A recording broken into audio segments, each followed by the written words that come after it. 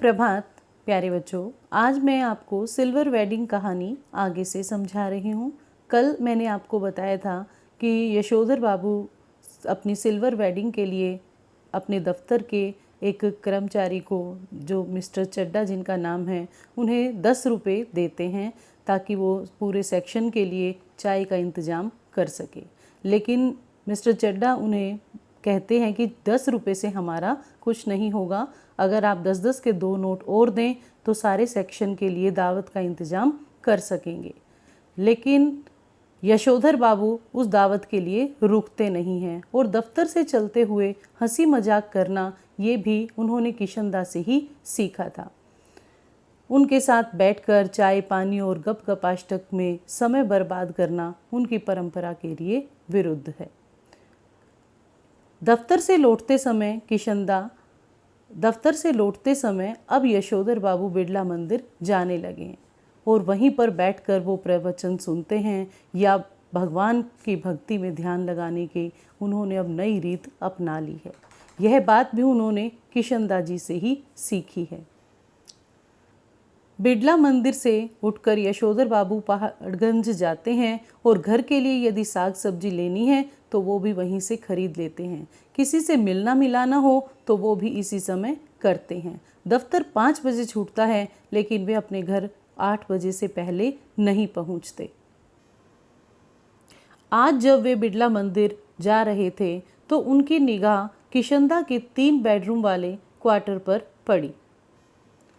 अब उस क्वार्टर के स्थान पर एक 6 मंजिला मकान बन गया है तथा अन्य क्वार्टरों को तोड़कर बहुमंजिला इमारतें बनाई जा रही है। यह बात यशोधर बाबू को अच्छी नहीं लगती। यही कारण है कि उन्हें पद के अनुरूप नई बस्तियों में D2 टाइप क्वार्टर मिलने की अच्छी खबर कई बार आई है, मगर हर बार उन्होंने गोल मार्केट छोड़ने से इनकार कर दिया। जब उनका क्वार्टर टूटने का नंबर आया तब भी उन्होंने इसी क्षेत्र की इन बस्तियों में बचे हुए क्वार्टरों में से एक अपने नाम अलॉट करवा लिया। इस बात पर भी उनके घर पर काफ़ी विवाद हुआ था। सच तो यह है कि पिछले कुछ वर्षों से यशोधर बाबू का अपनी पत्नी और बच्चों से हर छोटी बड़ी बात पर मतभेद होने लगा है। इसी वजह से वे घर जल्दी लौटना पसंद नहीं करते। यशोधर बाबू का बड़ा लड़का विज्ञापन कंपनी में नौकरी करने लगा है और इस कंपनी में उसे 1,500 रुपये महीना वेतन मिलता है। उनका दूसरा बेटा दूसरी बार IAS की तैयारी कर रहा है। पिछली बार वह अलायंस सर्विसेज की सूची में आने पर भी सर्विस ज्वाइन करने से इनकार कर चुका है। उनका तीसरा बेटा स्कॉलरशिप लेकर अमेरिका चला गया है और उनकी एकमात्र पुत्री विवाह के प्रस्तावों को अस्वीकार करती आ रही है क्योंकि वह डॉक्टरी की पढ़ाई करने के लिए अमेरिका जाना चाहती है। यशोधर बाबू जहां बच्चों की तरक्की से खुश होते हैं, वहां समहाउ यह भी अनुभव करते हैं कि वह खुशहाली भी कैसी जो अपनों में परायापन पैदा कर दे। बच्चों द्वारा रिश्तेदारों की उपेक्षा करना यह यशोधर बाबू को अच्छा नहीं लगता था। यशोधर बाबू की पत्नी मूल संस्कारों से आधुनिक न होते हुए भी बच्चों की तरफदारी करती है क्योंकि संयुक्त परिवार के दौर में यशोधर बाबू ने उसकी उपेक्षा ही की थी और अपने घर पर अपनी भाभियों की ही चलने दी। कभी भी यशोधर बाबू ने अपनी पत्नी का पक्ष नहीं लिया। बच्चों की सहानुभूति भी माँ के प्रति है, उनकी घरवाली माँ के प्रति ही है। यशोधर बाबू भी घरवाली की बातें कम सुनते हैं और यशोधर बाबू की पत्नी भी उनकी बात कम सुनती है। उनकी घरवाली आजकल अपनी पुत्री और अपने बेटों की बात मानकर आधुनिकताओं का सा आचरण करती है। यशोधर बाबू किशनदा की परंपरा पर ही चलते हैं और किशनदा के क्वार्टर के सामने खड़े होकर यशोधर बाबू सोचते हैं कि क्या यह अच्छा नहीं रहता कि कि वे भी किशंदा की तरह शादी नहीं करते और पूरा जीवन समाज को अर्पित कर देते।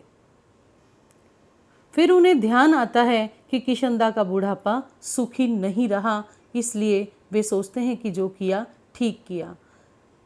जब किशंदा सेवानिवृत्त हुए तब उन्हें अपना क्वार्टर खाली करना पड़ा और उन्होंने इतने लोगों को अपने पास रखा, नौकरी लगवाई, लेकिन जब वे सेवानिवृत्त हुए तब किसी ने भी उन्हें अपने यहाँ पर शरण नहीं दिए।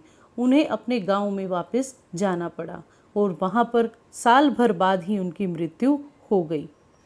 किसी ने यह भी नहीं जानना चाहा कि उनकी मृत्यु इतनी जल्दी किस प्रकार हुई। अपना बुढ़ापा ठीक से न कटते देख अपने बच्चों को मनमानी करते देखकर उन्हें किशंदा की ये बातें याद आ जाती हैं कि गधा पच्चीसी में कोई क्या करता है, इसकी चिंता नहीं करनी चाहिए तथा जिम्मेदारी सिर पर पड़ने पर सब कुछ अपने आप ही ठीक हो जाता है। जैसे यशोधर बाबू भी 10वीं के बाद उनके ऊपर सारी जिम्मेदारी आ गई थी तो वो भी घर गृहस्थी संभालने लगे थे। कुल मिलाकर यशोधर बाबू को अपने बच्चों का गैर जिम्मेदार होना अच्छा लगता है। यशोधर बाबू कभी कभी मन ही मन स्वीकार करते हैं कि दुनियादारी में बीवी बच्चे उनके अधिक सुलझे हुए हो सकते हैं, लेकिन 2 की 4 करने वाली दुनिया ही उन्हें कहाँ मंजूर थी। दुनियादारी के हिसाब से बच्चों का यह कहना सही हो सकता है कि बब्बा ने डीडीए के फ्लैट के लिए पैसा न भरकर भूल की है, लेकिन उन्हें फिर किशंदा जी की बात याद आ जाती है कि मूर्ख लोग मकान बनाते हैं और सयाने लोग उसमें रहते हैं। यशोधर बाबू भी रिटायरमेंट होने के बाद अपने गांव के पुश्तैनी मकान में ही जाना चाहते हैं। फिर यशोधर बाबू सोचते हैं कि रिटायर होने से पहले यदि उनका कोई लड़का सरकारी नौकरी में आ जाएगा तो उनका क्वार्टर बना रहेगा। इस प्रकार के विचारों के कारण आज प्रवचन सुनने में उनका मन नहीं लग रहा है। वस्तुतः वे मन से धार्मिक नहीं हैं, कर्मकांडी नहीं हैं, वे मात्र अपने आदर्श किशंदा के विचारों पर चलने का प्रयास कर रहे हैं। उम्र ढलने के साथ ही वे किशंदा की तरह ही मंदिर जाने लगे हैं, संध्या करते हैं, गीता प्रेस की पुस्तकें पढ़ते हैं, किंतु उनका मन इन चीज़ों में नहीं लगता। जैसे ही वो प्रवचन सुनते हैं और प्रवचन सुनते सुनते प्रवचन में जनार्दन शब्द सुनाई देता है तो उन्हें अपने जीजा जनार्दन जी की याद आ जाती है। उन्हें याद आता है कि उनकी तबीयत खराब थी और उनसे मिलने जाना चाहिए, परंतु वे जानते हैं कि इस बिखरे हुए परिवार के प्रति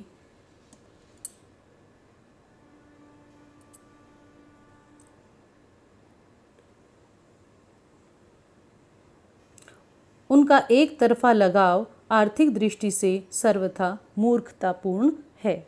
यशोधर बाबू खुशी और गम के प्रत्येक मौकों पर रिश्तेदारों के यहाँ जाना जरूरी मानते हैं और चाहते हैं कि उनके बच्चे भी इस पारिवारिकता को निभाएं, उसके प्रति उत्साही रहें। उनका परंपरागत रूप उनकी पत्नी को पसंद नहीं है। पत्नी का मानना है कि यशोधर बाबू ने स्वयं तो कुछ देखा नहीं है, जो कुछ देखा है वह किशंदा के द्वारा सुनी सुनाई बातें ही हैं, क्योंकि माँ की मृत्यु के बाद वे अपनी विधवा बुआ के पास रहे। वहाँ बुआ का लंबा चौड़ा परिवार नहीं था। मैट्रिक करके दिल्ली आए तो कुंवारे किशंदा की छत्र छाया में रहे। किशंदा के पास गवैये लोगों से प्राप्त ज्ञान ही था। इस प्रकार उनका अपना कुछ भी उसमें नहीं था, तो सुना सुनाया ही ज्ञान उनके पास था। यशोधर बाबू को अपनी पत्नी का इस तरह आधुनिक होना भी अच्छा नहीं लगता था और यशोधर बाबू की पत्नी को यशोधर बाबू का ये इस तरह से बुजुर्गियत अपनाना पसंद नहीं था। दूसरी ओर यशोधर बाबू को अपनी अधेड़ पत्नी का बगैर बाह का ब्लाउज पहनना, रसोई से बाहर दाल भात खाना, बाहर खाना खाना, ऊंची एड़ी वाले सैंडल पहनना समहाउ इम्प्रॉपर लगता था। आज यशोधर बाबू का मन धार्मिक प्रवचन सुनने में नहीं लग रहा।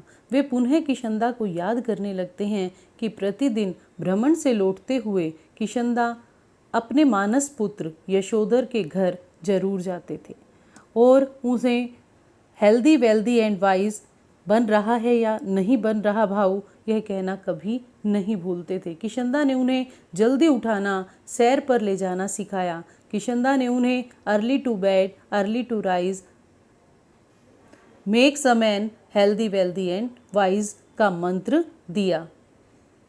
किशनदा उनको भाऊ कहते थे, जो उन्हें बहुत अच्छा लगता था। कभी कभी वे यशोधर बाबू के यहाँ सुबह की चाय का अनुरोध मान लेते थे। बाकी की कहानी बेटा मैं अपनी अगली वीडियो में समझाऊंगी। धन्यवाद।